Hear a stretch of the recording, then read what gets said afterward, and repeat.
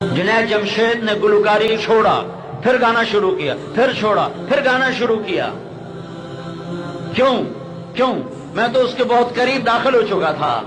6 साल उसका पीछा किया, 6 साल। रात को 2 बजे वो स्टेज से गा के उतरता था, मेरी गाड़ी पीछे उसको लेने के लिए खड़ी होती थी और उसको वहां से उठाकर मस्जिद में लाते, खाना खिलाते, चाय पिलाते और उसे मस्जिद में सुला देते। सो जा आराम से, यहीं सो जा, कल फिर उसका फंक्शन है। और हमने उसको मस्जिद में सुलाया हुआ है। अगर मैं उसको फतवे देता है तो हराम खाने का नाम मुरादा, तो हराम रोटी खा रहे हैं, तो वो किसके करीब आता, कब करीब आता? फिर अजब बात है, उसने तबलीग में वक्त देना शुरू किया।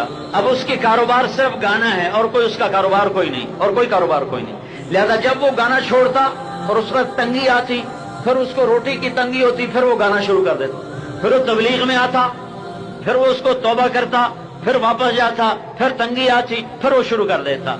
एक दफा दाढ़ी रखी, फिर शेव करा दी।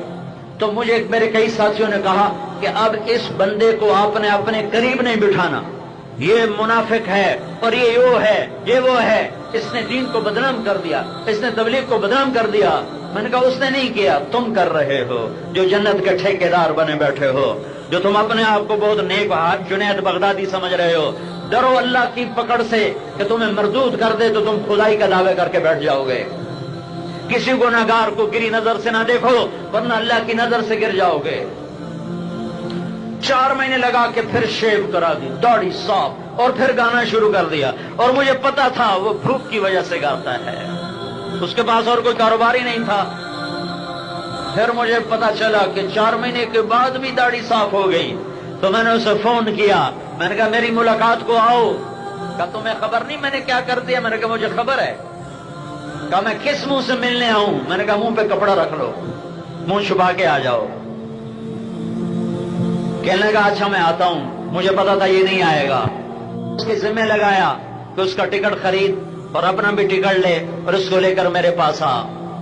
तो मैंने शाम को फोन किया, मैंने कहा कल आ रहे हो? क्या नहीं मौलम मैं मसरूफ रहा, वो टिकट नहीं ले सका, अब तो सीट भी कोई नहीं है, तो मैं इंशाल्लाह फिर आऊंगा।